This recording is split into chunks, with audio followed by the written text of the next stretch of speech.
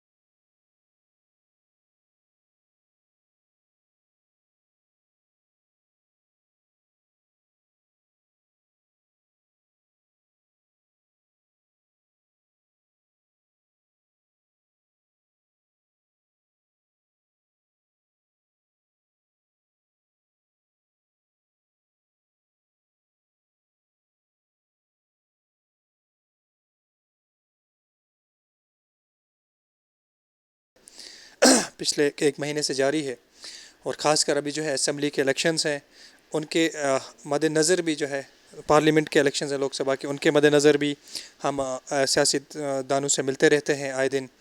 अभी हाल में ही जो है हमारे जम्मू कश्मीर में भी लोकसभा की कुछ सीट्स हैं, 5 सीट्स हैं जिन पे इलेक्शंस होना बाकी है। और अपने इस एपिसोड में आज जिस हस्ती से हम मिलने जा रहे हैं, जिनसे मुलाकात करवाएंगे, आपकी well known personality in Jammu and Kashmir, Taj Mohiuddin sahab हैं।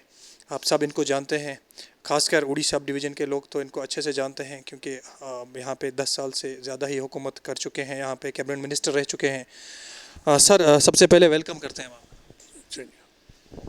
ताज साहब एक तो कैबिनेट मिनिस्टर भी रह चुके हैं, और साथ में ये बता दूं कि डीडीसी मेंबर भी हैं ये उड़ी सब डिवीज़न से। और ताज साहब, एक बार मुझे खुद याद है, मैंने खुद इंटरव्यू किया था ताज साहब का, और ताज साहब को तब मैंने पूछा था क्या ज़रूरत है ताज साहब को डीडीसी इलेक्शन में आने की, और ताज साहब ने तब ये कहा था कि अगर इससे भी छोटी कुर्सी हो और अपने लोगों की खिदमत करनी पड़े तो मैं ज़रूर खिदमत करूँगा। ये ताज साहब के वोट्स थे। जी हाँ, मैं उस पर कायम हूँ। लेकिन ये हुआ कि बदकिस्मती से या हालात से मजबूर कि ताज साहब जो है बहुत जगहों पे जाने से दो चार रह गए, लोगों की खिदमत उस हिसाब से ना कर पाए जिस हिसाब से ताज साहब ने एक कमिटमेंट की थी।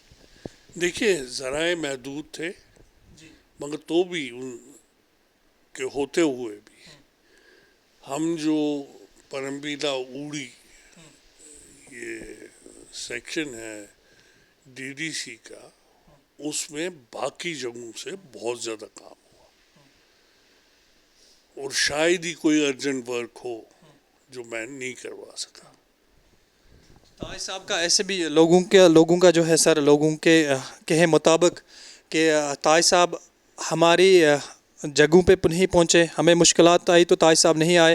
ताज साहब ने आगे अपने आदमी रख दिए। जैसे भारत कुमार का कहा जाता है कि ताज साहब ने अपना एज सेक्रेटरी रख दिया कि तुम यहाँ संभाल लेना, मैं श्रीनगर में बैठा हूँ या जम्मू में बैठा हूँ, वहाँ देख लूँ। देखिए ये बात गलत है। मैं हमेशा यहाँ, आप मेरा इंटरव्यू कहाँ लेने आए? अभी तो चंदनवाड़ी में ले रहे हैं, जब डीडीसी के टाइम पे भी लिया था ताज साहब यहीं थे, लेकिन उसके बाद ताज साहब नहीं दिखे। लोगों का कहना है सर। खैर लोग तो बातें करते हैं, कुछ हद तक सच भी है। नहीं नहीं सच की बात नहीं है। अब ये है कि मैं एक पार्टी का मेंबर भी हूँ और जम्मू कश्मीर में मैंने हर जगह पहुँचना है। तो उस लिहाज से जितना महीने में मैं 10 दिन हमेशा यहाँ आता हूँ, सारा महीना तो नहीं आ सकता, कभी 5 दिन, कभी 8 दिन, कभी 10 दिन। और उड़ी का कोई मसला ऐसा नहीं है जो मेरी इसमें ना आया हो और उसका हल ना निकाला हो। अब रिसोर्सेज की बात है, जहाँ तक रिसोर्सेज पूरे हो सकते हैं वो कर देते हैं, नहीं तो डिस्ट्रिक्ट प्लान से कहीं, कहीं स्टेट प्लान से, कहीं से हम अपना काम चला रहे हैं। रिसोर्सेज की महदूदी थी, लेकिन ताज साहब ने उड़ी में 10 साल ताज साहब ने हुकूमत की है। तो उन सॉरी यस 12 साल, सॉरी, क्योंकि 6 साल यहाँ की असेंबली हुआ करती थी, अब नहीं है, अब 5 ही साल है। तो 12 साल हुकूमत करके ताज साहब ने बहुत सारी जगहों पे चेंज भी लाए हैं, ऐसा नहीं है कि चेंज नहीं आए। लेकिन क्या उस वक्त रिसोर्सेज महदूद थे ताज साहब? उस वक्त लामहदूद थे। आपको मैं सिर्फ थोड़ा सा, जिस वक्त मैं आया तो सड़कों से शुरू करते हैं। उड़ी में सिर्फ 75 किलोमीटर सड़क थी, आज 1198 किलोमीटर रोड है। यानी कोई हल्का ऐसा नहीं है जहाँ रोड ना गई। और कईयों में वार्ड लेवल तक जो सड़कें हैं वो पहुँच गई। पहाड़ी इलाका है और आपको पता ही लंबा कितना इलाका है। अगर हम जुगियार से शुरू करें, जनफरन से शुरू करें और ग्वालता वो सामने नज़र आ रहा है, कितने किलोमीटर होगा आपके अंदाजे में? ये 82 किलोमीटर है। 81 किलोमीटर लंबी कॉन्स्टिट्यूंसी है और 48 किलोमीटर चौड़ी कॉन्स्टिट्यूंसी है। ये एक पूरे डिस्ट्रिक्ट का इलाका है, ये कोई छोटा मोटा नहीं है। वो सामने आपको नज़र आ रहा है, वो पिछले पहाड़ जो हैं, बिल्कुल बॉर्डर तक है। हाँ नहीं, हर तीनों तरफ से बॉर्डर है। एक तरफ से बॉर्डर नहीं है, तीनों तरफ से बॉर्डर है, एक तरफ से ये। तो इसमें पहुंचना भी जो है, हर जगह आदमी जहाँ तक गाड़ी जाती है वहाँ तक पहुँचना है। और कई जगह घोड़े का इस्तेमाल होता है, क्योंकि लिंक रोड सभी में पूरे गाँव को लिंक नहीं कर सका। मगर आप ये देखिए, अच्छा वाटर सप्लाई स्कीम 25% थी, अब 98% है। 32% लोगों को इलेक्ट्रिसिटी थी, अब 99% लोगों को है। कॉलेज नहीं था, कॉलेज दे दिया। हायर सेकेंडरी 2 थी, अब 5 हैं, 6 हैं। कॉलेज नहीं था, अब 2 कॉलेज हैं। तो ये सब चीज़ें खुद खुद हो गई। 150 नए स्कूल खोले गए, उनके समझिए इतने 350 आंगनबाड़ी सेंटर खोले गए। तो ये आपको काम नहीं नजर आता? काम तो था। देखें, ताज साहब के 12 साल में काम हुआ है, लोगों का भी कहना है। लोग ये भी कहते हैं कि ताज साहब के इक़्तिदार से पहले ताज साहब उन जगहों पे भी पैदल जाते थे जहां चलना भी दुश्वार होता था, लेकिन इक़्तिदार में आने के बाद ताज साहब ने ये सब रूटीन छोड़ दी। मेरी बात सुनिए, जब मैं पैदल गया, सारी उड़ी कॉन्स्टिट्यूंसी मैंने पैदल देख ली, पैदल चल के, और 6 महीने लग गए। उन 6 महीने में मुझे ये पता लगा कि कहाँ रोड देनी है, कहाँ वाटर सप्लाई नहीं है, कहाँ स्कूल नहीं है, कहाँ ये नहीं है। एक नक्शा मेरे दिमाग में जब आया, उसके बाद उन सबको पूरा किया। हाई स्कूल वहाँ दिए जहाँ हाई स्कूल ग्वालियर में मिडिल स्कूल था, लड़कों को पढ़ने के लिए आना पड़ता था नीचे, वहाँ मुलाजम रहते थे इस्लामाबाद में। तो उनको वही हाई स्कूल ग्वालता में हाई स्कूल वहीं दे दिया। यानी आप ये समझिए कि एक काम नहीं है। एग्जैक्टली ये तो मैं भी कह रहा हूँ जी। दो हुआ करती थी, एक बुनियार में और इसमें। अब 6 हायर सेकेंडरीज हैं, 2 कॉलेजेस हैं। यहाँ के बच्चों के लिए कॉलेज नहीं था। जब यहाँ से लोग जाते थे कॉलेज, मेरा काम क्या था? गली गली फिरना मेरा काम नहीं है। मेरा काम है प्लानिंग, मेरा काम है एग्जीक्यूशन, मेरा काम है लोगों को हर सहूलियत देना, वहाँ मैं पहुँचूँ या ना पहुँचूँ। आप समझे? बिल्कुल ये बात आपकी जायज़ है। अब यही तो लोगों का कहना है कि पहले ताज साहब हर जगह खुद पहुंचते थे, कोई मर गया कहीं पे आम आदमी ही क्यों ना मरे, ताज साहब पहुंचते थे। लेकिन 12 साल के बाद जो है ताज साहब के रवैये में तब्दीली आई है। या तो ये तब्दीली एज को लेके है या आइडियोलॉजी को लेके। अब ये है कि पहले मैं गली कोचू में भी अगर मौत होती थी मैं पैदल जाया करता था। अब गाड़ी जहाँ तक जाती है वहाँ पे मैं जाता हूँ। एज की भी ये होती हैं। अब ज़रूरी नहीं कि मैं एक सिक्योरिटी के मामलात भी हैं और मैं सारा ये लेके तो चलना पैदल चलना शुरू कर दूँ। यहाँ पे वर्नरेबल है सारा उड़ी। ताज मोहिद्दीन जो पहले था वो वर्नरेबल नहीं था। ताज मोहिद्दीन अब जो है वो वर्नरेबल है। आज न्यूज़ बनेगी, उस वक्त कहते हैं कि एक जी कांग्रेसी मर गया, मगर आज वो नहीं होगा। आज कहेंगे जी फलां पार्टी का इस लीडर को मार डाला। ये हर चीज़ देखनी होती है। और आज भी मैंने मरने जीने पे मैं लोगों का साथ है, मगर अब सड़क तक महदूद है।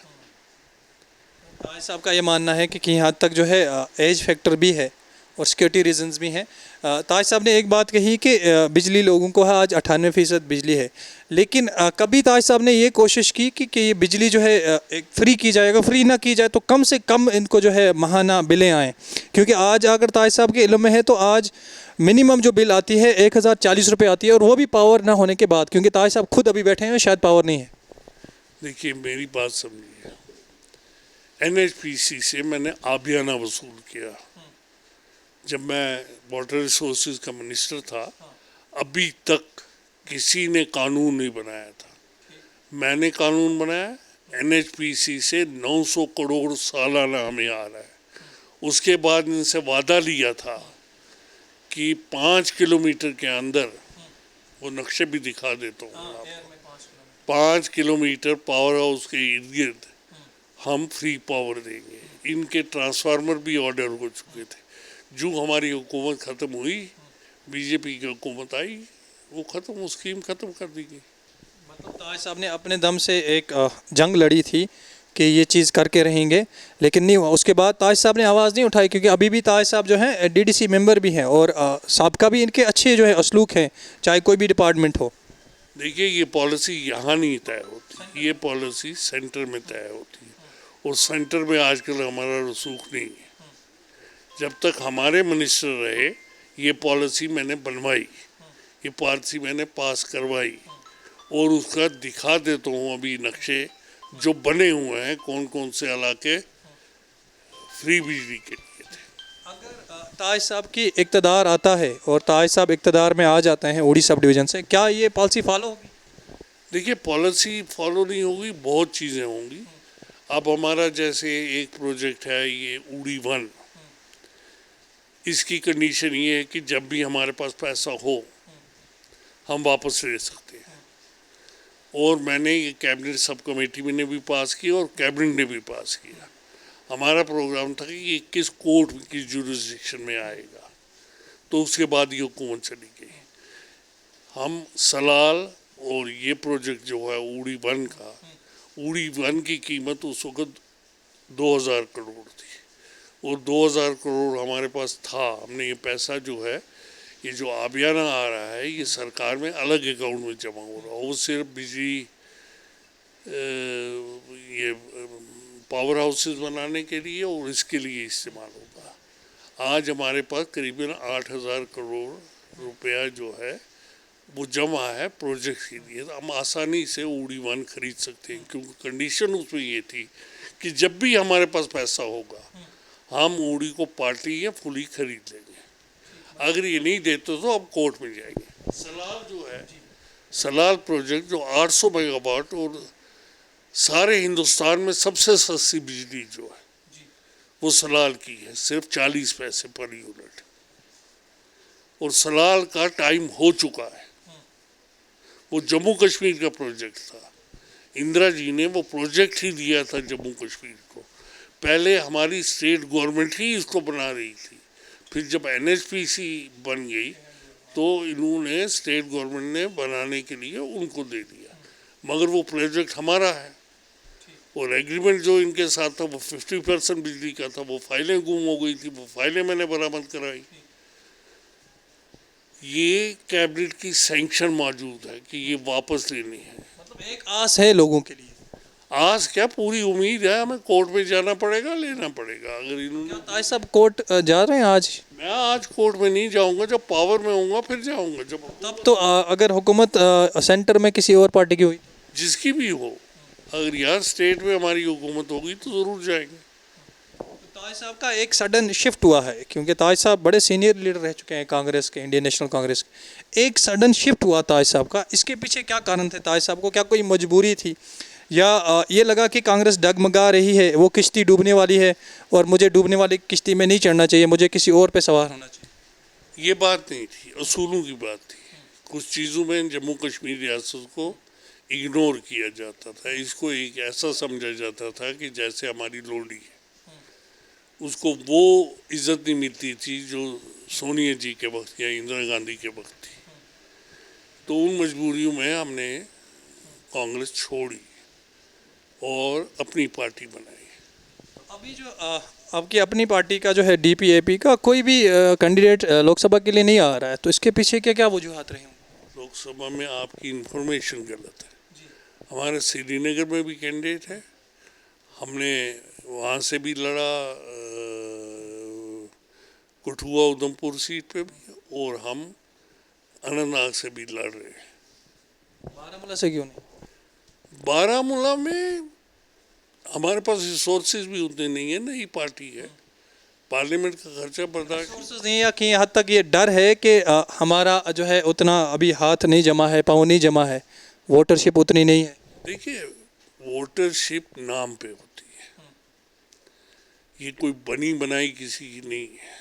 लोगों को पता है कि आज़ाद साहब जो है, उनके 2.5 साल के जो हुकूमत थी, जिसमें ये सारी चीज़ें जो बनी डेवलपमेंट के हिसाब से, डिस्ट्रिक्ट्स के हिसाब से, हॉस्पिटल्स के हिसाब से, यूनिवर्सिटीज़ के हिसाब से, वो सारी चीज़ें लोगों को याद हैं। और वो चीज़ें हैं, मेरे काम याद है। हाँ, शायद पर्सनैलिटी कोई लेकी है, तभी भी आज भी ताज साहब को जो है कांग्रेस के साथ ही जोड़ा जाता है। नहीं, अब लोगों को तो अभी नहीं पता ताज साहब DPAP क्या है। सबको पता है, मेरे हाल के मैक्सिमम लोग ऐसे हैं ताज साहब अभी भी वो कांग्रेस क्या किसके साथ हैं? हम कांग्रेस के साथ कौन है? ताज साहब है। नहीं, हो सकता है वो उनकी इसमें लाया जाएगा। दूर दराज के कोई इलाके हैं, उसमें अभी लोगों के जहन में होगा, ये बात नहीं पहुंची होगी, वो पहुंचाना हमारे वर्कर्स का काम है। और हमारे लिस्टेड वर्कर्स जो हैं 6,000 हैं, वो हर गांव में हैं, वो हर जगह वो आवाज़ पहुंची, सिर्फ हमने एक मैसेज डालनी है, वो उन तक पहुंच जाएगी और सारे उड़ी में बात फैल जाएगी। अभी ताज साहब की क्या रहेगा, क्योंकि असेंबली इलेक्शन भी हो जाएंगे इसके बाद, एक्सपेक्टेड हैं सितंबर अक्टूबर तक, तो क्या रहेगा DPAP को लेकर? और विजन खासकर उड़ी के लिए क्या एक चेंज लाएंगे ताज साहब? क्योंकि उड़ी बहुत पिट चुका है, चाहे वो NC की हुकूमत रही, चाहे वो कांग्रेस की हुकूमत रही, बाद में पिटे बहुत। अभी क्या विजन लेके आ रहे हैं ताज साहब, एक अलग विजन जो DPAP की? मुझे बोलिए, इससे ज़्यादा अगर मैं दावे से कहता हूँ, स्टेट में किसी जगह जहाँ पे अंडर डेवलप्ड कॉन्स्टिट्यूंसी थी, इतना काम हुआ हो, आपको अंदाज़ा है कितने का काम हुआ है? काम तो गिनवाए आपने, काम हुए हैं, लोग भी मानते हैं। मेरी बात सुनिए, और MLA क्या कर सकता है? लोगों का काम कर सकता है ना, नौकरियां तो नहीं दिला सकता ना, झूठ तो नहीं बोल सकता ना, 370 के ख्वाब तो नहीं दिला सकता ना। वो हमारा काम नहीं है, हमारा काम है डेवलपमेंट करना। वो डेवलपमेंट हुई, और दावे से कहता हूँ कि कोई कॉन्स्टिट्यूंसी ले लो, जो डेवलप्ड कॉन्स्टिट्यूंसीज है शहर के नज़दीक, उनको उनके बगैर कोई भी कॉन्स्टिट्यूंसी उड़ी का मुकाबला नहीं कर सकती। अभी क्या विजन रहेगी नई पार्टी में आके, नया एक विजन क्या रहेगा उड़ी? देखिए उड़ी में जिस तरह है ये चलेगा। इन चीज़ों को जो इग्नोर किया गया इन 10 साल में सड़कें तो बनी, मैंने तो बना दी, उनको मेंटेन करना है तो वो किसने करना था? हाँ, तो उन्होंने नहीं किया तो उसकी जिम्मेदारी ताज महिदीन की तो नहीं है ना। डीडीसी के फंड्स बहुत कम हैं कि मैं उनको उसमें लगा सकूं। आप समझे? वो देखना है कि वो क्यों नहीं हुए। सिर्फ वही काम जो मैंने शुरू किए थे और जो हो चुके हैं। आपको पता है ज़लज़ले से पहले यहाँ क्या मकान हुआ करते थे? कच्चे मकान थे, कच्चे मकान थे, कोठे थे। भी नहीं। और ज़लज़ले में किसने काम किया? वो तो कोई वहाँ से नहीं आया खुदा सा, वो तो ताज महिदीन यहाँ बैठा था और यहीं था। और ज़लज़ले में लोगों को उठाया, आप आज मुझको एक कोठा दिखा दो, नहीं मिलेगा। जहाँ 90% कोठे थे और उनमें पिस्सू थे, वो नहीं है आज। आज लोग वेंटिलेटेड हाउसेस में रहते हैं और कईयों के अटैच बाथरूम है। उन्हीं में कहीं ये सामने मकान नज़र आ रहे हैं, कहीं मुझको कोठा दिखा दीजिए। अगर आप 2002 में आए होते तो आप देखते कि यहाँ बिल्कुल अलग थी। अब किसी के पास ये तो नहीं है, क्या कहते हैं ये ना, खुल जा सिम बंद हो तो कानून का खजाना नहीं है। नहीं, कानून का खजाना हो या ना हो, व्हील चाहिए। और व्हील से हमने मकान बनाए, ज़लज़ले में से निकले। उसके बाद उड़ी फिर बना और उड़ी इस वक्त सब कॉन्स्टिट्यूंसीज में जहाँ आप जाएंगे, चाहे कुपवाड़े की, चाहे अनंतनाग की, चाहे कहीं पे चले जाइए, जो पहले डेवलप्ड थी ये तो अंडर डेवलप्ड था। जहाँ सिर्फ 75 किलोमीटर रोड थी, इसका मतलब है कि हाईवे भी उसमें मौजूद थी, तो बाकी क्या था? और पिछली हुकूमत ने क्या किया था? 2 किलोमीटर की रोड अपने घर ले गए थे, गरकोट की एक रोड, उसके लिए भी 10 लाख रुपए रखा था उसकी मेंटेनेंस के लिए। 10 लाख रुपया सालाना उसकी मेंटेनेंस के लिए, बस यही था। कॉलेज कहाँ था? बच्चे कहाँ पढ़ते? क्या अनपढ़ रखने का प्रोग्राम था? आज मेरे पास ग्रेजुएट्स हैं, आज हमारे लड़के मेडिकल में आए हुए हैं, इंजीनियरिंग में आए हुए हैं, आज कश्मीर यूनिवर्सिटी में पढ़ते हैं, लॉ भी पढ़ते हैं, हर चीज़ पढ़ते हैं। आप इसको क्या समझते हो, मजाक है? किसी कॉन्स्टिट्यूंसी में बता दीजिए जहाँ 2 कॉलेज हो, वीमेंस कॉलेज अलग और मर्दों का कॉलेज अलग। फिर पहली बार जो तहसील बनी, दूसरी बुनियाद की तहसील बनी, उसके लिए इंफ्रास्ट्रक्चर का पैसा नहीं था। तो मैंने जो हमारे पास ये बचे हुए थे कम्युनिटी हॉल्स, वो लगा दिए उसके बीच में। अभी तक वैसे का वैसा ही है। वो वैसे का वैसे ही है, वो उससे उसकी बिल्डिंग नहीं बन सकी। आज साहब की क्या मैसेज रहेगी फाइनल, खासकर यूथ के लिए? यूथ के लिए पढ़ो, नहीं तो तुमको वो ही कहेंगे खाना सरोज पथ करे कात। आप समझे? पहले ये हुआ करता था, ये हम बोलते थे कि खाना सरोज पात बकरे कात, बात भी नहीं करने देते। आज तो उड़ी के लोगों में बात आई हुई है, आज वो बातें करते हैं। उनको एहसास है कि हमारा वोट क्या है, हमारा क्या वोट कर सकता है। बाकी इनकी बातें सुनने से क्या बातें, ताज महिदीन नहीं आया। ताज महिदीन का काम गली गली फिरना नहीं है। ताज महिदीन का काम है कि मैं खुशी में जाऊं ना जाऊं, गमी में उनके साथ शरीक होता हूँ। अगर आधे किलोमीटर के रेडियस में है तो मैं ज़रूर जाता हूँ, मगर अगर ज़्यादा दूर है जहाँ सड़क नहीं है वहाँ नहीं जाता। और मैंने सिखाया कि जाना है, और जब मैं मिनिस्टर था तब भी जाया करता था। हर महीने हम ऑफिसर्स की मीटिंग लेते थे और जो शेड्यूल दिया होता था उसके मुताबिक काम नहीं हुआ तो अफसर की पेशी होती थी। ये काम किए, एहसास दिया है लोगों को, इज्जत दी है। खाना सरोज पात बकरे कात वाली बात नहीं है। हमारे साथ जुड़ने के लिए बहुत बहुत शुक्रिया, क्योंकि बातें तो होती रहेंगी, फिर कभी इंशाल्लाह आपसे हम बात करेंगे। हमारे साथ जुड़ने के लिए बहुत बहुत शुक्रिया। Thank you. तो ये सीनियर लीडर थे कांग्रेस के एंड नो DPAP जनाब ताज मोहिद्दीन साहब, इनका यही कहना है कि यूथ जो है वो अपना हक जान ले, क्योंकि एजुकेशन जो है वो पावर है। एजुकेशन से आपको सारी चीज़ें मिलती हैं और आप एक डिफ्रेंशिएट कर सकते हो राइट को रॉन्ग से। और हम भी यही कहेंगे कि किसी के जान से में ना आए। आज प्रैक्टिकल ग्राउंड्स पे आप चीज़ें देख लें और प्रैक्टिकल ग्राउंड्स पे देख के ही आप जो है अपना स्टेप रहें, बने रहें हमारे साथ। तब तक के लिए अल्लाह हाफिज़।